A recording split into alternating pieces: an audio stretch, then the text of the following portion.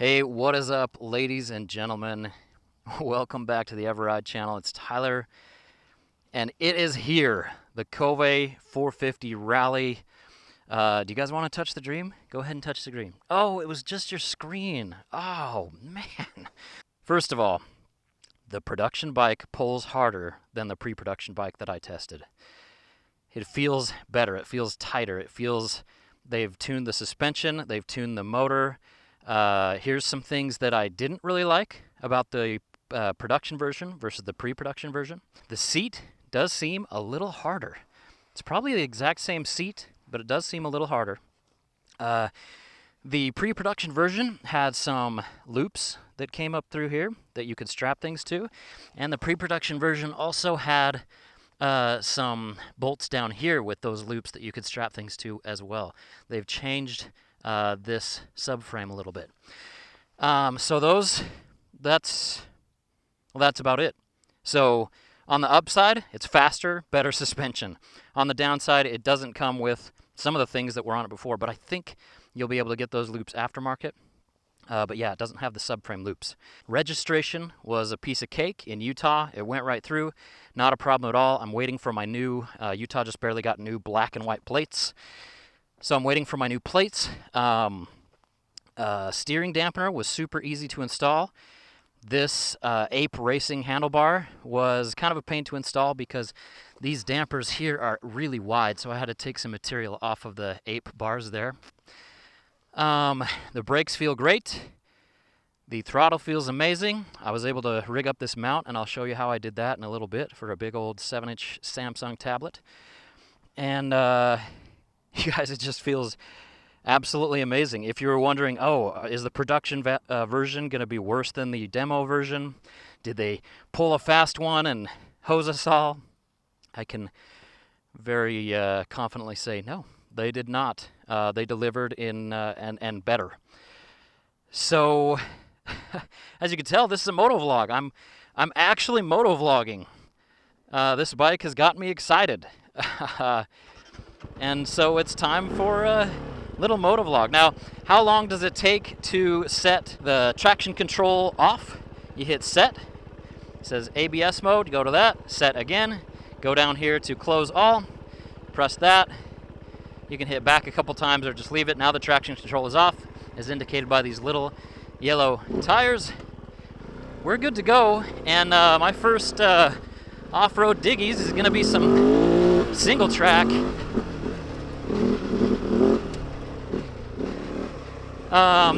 Down low, it feels better than before. Little wheelie. It feels better than it used to down low. It tracks better down low. It's smoother. They really have done a good job. I was able to ride Sunier's rally bike up when I picked this up. And I would actually like to go back and drag race Sunier's rally bike, because I think that this, even with the stock mapping and all that, is going to be just as quick, if not quicker, actually.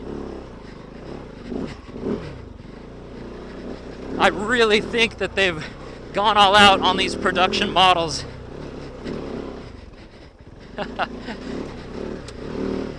Ooh, we got a little rain rut here. I thought the production version might come with handguards. It does not.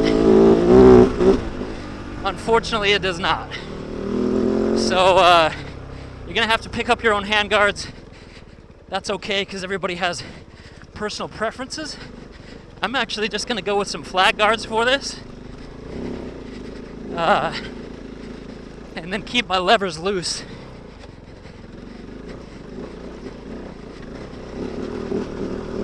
Anyway, if you're happy to see a motovlog after probably 4 or 5 years of not putting up a motovlog, go and give a subscribe and a hey little shout out to my good friend Warren of L Cars ADV. He just barely put out a review of this bike. I'll put a link of his for him. I'm just getting a lot of stuff done with this bike because I'm just getting over passing some kidney stones. So if you're like, why weren't you just out ripping this thing day one? And yeah, I'm just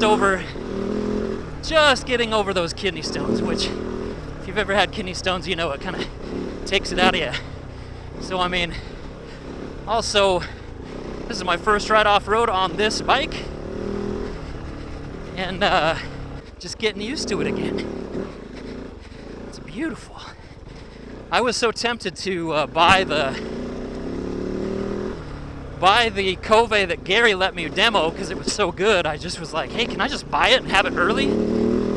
Honestly, I'm kind of glad I didn't now, because this thing is just better. Little jump there, little air off the cliff. Ooh, this can get... We recently had a big rainstorm, and things are rutted out. 2 inches of rain in the last 12 hours. So I'm out here as soon as I possibly can, considering rain and kidney stones. And it's gonna rain again here pretty soon. Yeah, guys, the brakes feel great. On GPX's website, there's an error. They said they're going to have Nissin brakes on the GPX website. It's still there. They haven't updated it for a long time. But the brakes are Tasco and not Nissin. So I don't know a lot about Tasco brakes, but these feel great. They feel solid. Holy crap. This has changed a little since I was last here in basically the spring of this year. So tight single track is not really where this bike is going to shine.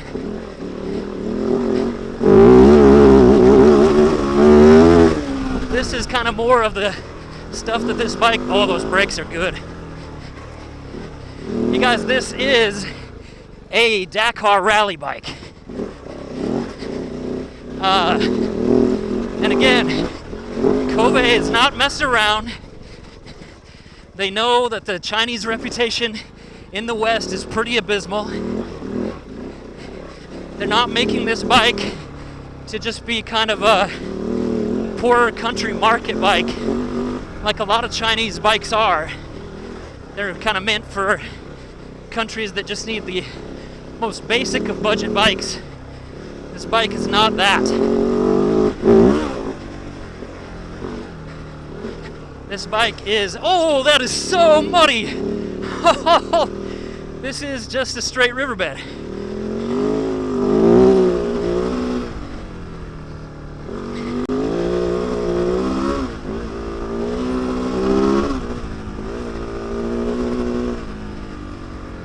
This bike is meant to be a race bike, and what better market to introduce it to than the West, Western Europe, the United States. But they've got to get it off on the right foot, right? They've got to get started, and they've got to get their reputation out there. So as far as I know, I don't think anybody bought the rally version. Nobody's going to spend $14,000 on a bike that is from China that nobody knows about. But a lot of people bought the $9,000 version, willing to test it, to see if it was actually, would actually live up to the hype. Now, something that's super cool to me is professional rider, and he won the Dakar. I think he won the Dakar. I know he podiumed like a couple times. He's won the Baja 1000. Just an all-around cool guy. He teaches a motorcycling school in Pahrump. And yeah, he knows a lot about rally bikes, the way they're supposed to handle. His name is Jimmy Lewis. You can look it up. You've probably heard his name. famous motorcycle racer, very, very fast, and obviously extremely talented. Anyway, Jimmy Lewis has a YouTube channel and an Instagram account. It's called Dirt Bike Tests, and they do a lot of dirt bike demos and tests and things like that. Now, you can get a review from me that's just like, okay, I've ridden a lot of bikes. I kind of know how they should feel. I know how things should work. But I'm no pro racer. I'm not somebody that you could put a ton of stock in, right? I'll be honest. I'll be 100% honest with you every time. But as far as ability and riding chops and things go, and what to look for in a bike and suspension and all that, yeah, I don't know all the answers. Jimmy Lewis does. And it was crazy because Jimmy Lewis released a review of this motorcycle a little while ago, and it's funny because he prefaces the review. Basically, he got the bike from Gary, who's the US importer, and everybody up in, I believe it was Oregon or Washington, where he started his trip, was like, that's not going to make it. Speaking about the Kove. Anyway, at the end of his review, he basically says, yeah, this is the real deal. This thing's awesome. He noted a couple of things that are different about this rally bike versus other rally bikes that he's raced, or high spec 450s. He said that this does like to be revved high, and down low is very mellow. Like, as you can see, below 4,000 RPMs, it's pretty mellow, and we're just cruising and chilling and having a good time. Very controllable. If I rip the throttle, it's not gonna come out of my hands or anything like that, but it's enough that I could get the front wheel up if I wanted to, and if it was if I had traction in here. But he did note that up at higher revs, that's when the bike sings, and that he said that's characteristic of factory rally bikes. He did say that it rides more like a 350, where the power comes in a little higher. And he said it doesn't ride like a 450, which I'm grateful for because I hate 450s, honestly. Most 450s are just, it's kind of a motocross tuned motor, most 450s.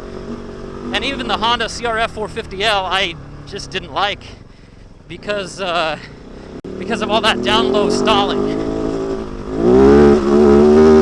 And same situation on the CRF 450X.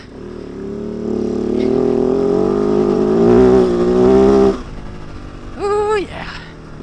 Just feels good to get going. But yeah, this bike does kind of handle and feel like a 350 motor, where it's not just gobs and gobs and gobs of power all the time, and it's just mellow right up until you want it. And it will put a smile on your face. Calm it down, Tyler, you're out here alone. Oh, you can see me lugging. It's having no problem lugging. It's in second gear. I'll keep it in second for a little while. And as long as I have finesse on the clutch, yeah, I'll just kind of keep it there. But see, my hand's even off the clutch, and you can kind of tell where it sputters. That's really any bike. It's actually pretty good.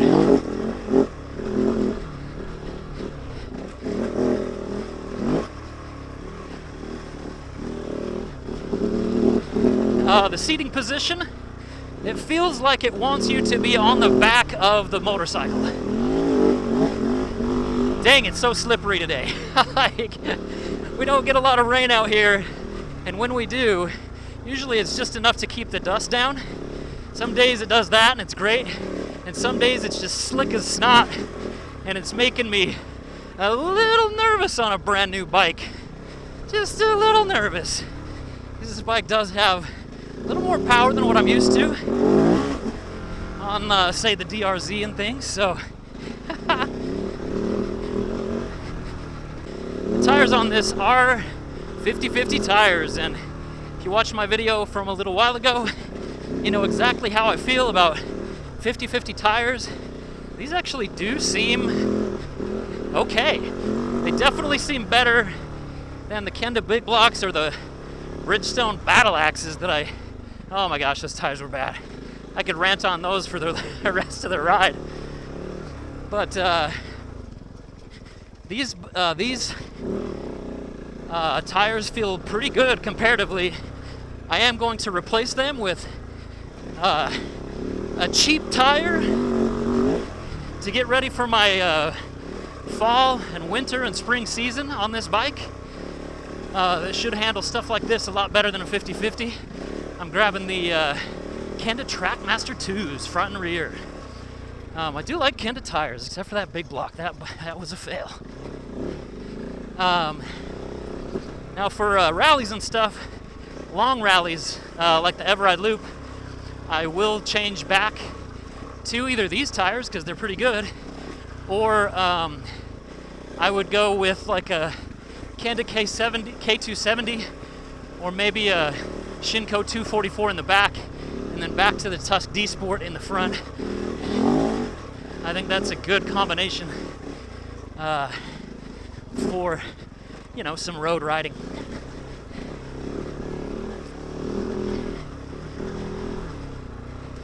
Ooh, my kidney's hurting. Maybe I should take it easy. Man, it's so slick, it's just making me nervous. I want to just open this thing up and fly, but excuses, right?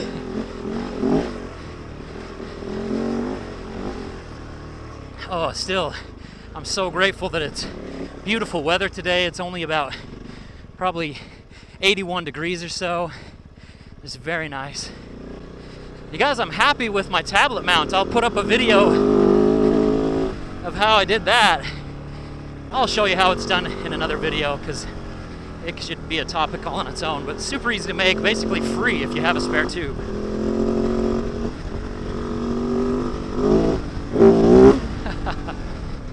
Well guys, if you like the Kove Rally 450, you'll probably want to subscribe to my channel. I'm going to have a lot of content about it. I'm going to take a lot of rides on it, really put it through its paces. Also, as soon as the GPX web guy can get to it, I will have a coupon for I think at least $200 off if you decide to buy a Kove 450 Rally here in the United States. $200 off is nothing to complain about. It's pretty cool, and you get that just from going through my link, which is awesome.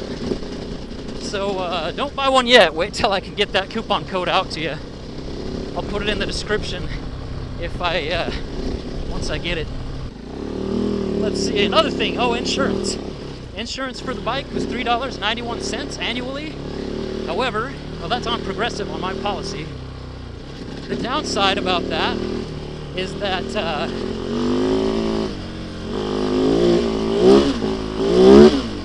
ooh, it's still pretty wet, still pretty slippery.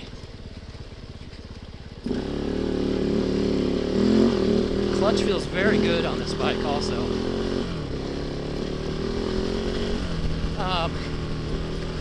The downside of that is it might only be about $4 to insure, but since it's an unknown, no, that was almost a tuck.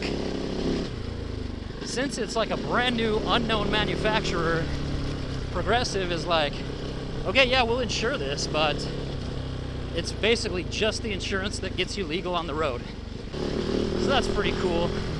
I mean, I would like to get some better insurance maybe, or maybe to give them a call and see what they can do, simply because, you know, I'm usually carrying thousands of dollars of camera equipment on my bike at any given time, and if that stuff all got mashed, that would be nice if my insurance would cover it. But after seeing me ride like I've ridden in this video, maybe the insurance will be like, nope. Ooh, buddies.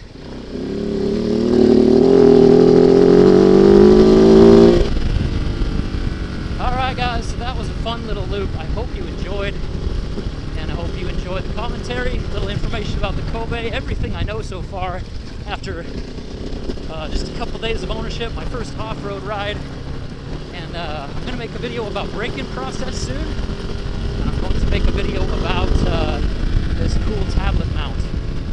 How you can do that, and it'll work for a tablet, GPS, whatever system you want to employ up there below your nice 7-inch TFT screen. Anyway, guys, much love.